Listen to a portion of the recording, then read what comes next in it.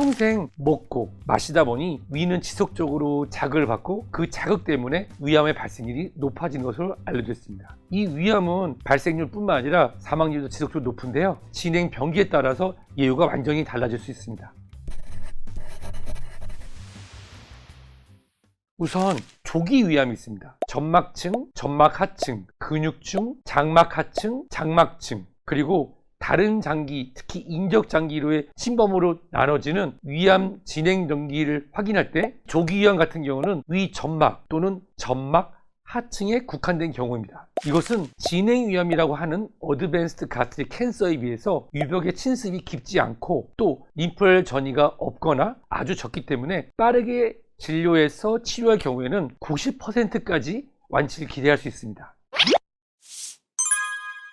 악성종양 같은 경우는 위 점막 상피에 생기는 위선암, 점막 하층에 생기는 악성 림프종, 근육육종, 간질성 종양이 있는데 보통 우리가 위암이다 라고 하면은 위선암을 얘기합니다. 위선암이라고 하는 것은 위장의 점막 조직에서 발생한 세포가 선암성 변화를 보이면서 이 종괴, 덩어리를 만들거나 또는 악성 궤양을 만드는 암입니다. 위의 안쪽을 싸고 있는 점막에서 발생을 하는데요. 이것이 혹 형태로 점점 커지고 결국은 위병을 관통해서 위 주변의 림프절까지 성장하게 됩니다. 이런 경우 보통 우리가 진행 위암이다, 어드밴스드 가스트릭 캔서다 이런 표현을 쓰는데 암세포가 위에만 있는 것이 아니라 주변의 림프절에도 퍼져 있거나 또는 주변 장기인 간, 췌장, 비장 등으로 직접 퍼져 있는 경우도 있습니다. 또 우리 눈에는 보이지 않지만 이런 림프관 순환을 통해서 또는 혈관을 통해서 직접 간, 폐, 뼈 등으로 전이되는데 이런 경우에는 예후가 좋지 않고 또한 위암이 진행되면서 유벽을 뚫고 나와서 장을 싸고 있는 복막으로 퍼질 경우에는 예후가 좋지 않습니다.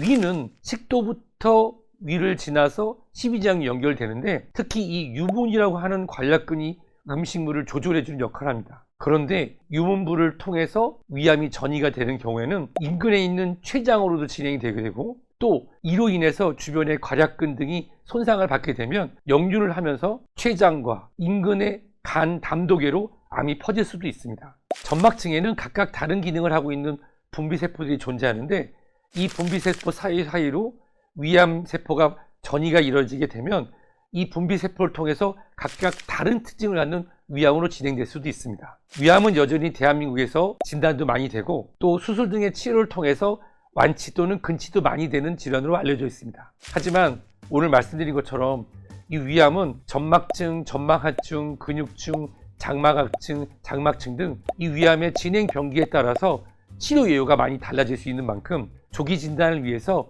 본인의 건강 나이에 맞는 조기 검진을 위한 내시경을 받으시길 바랍니다.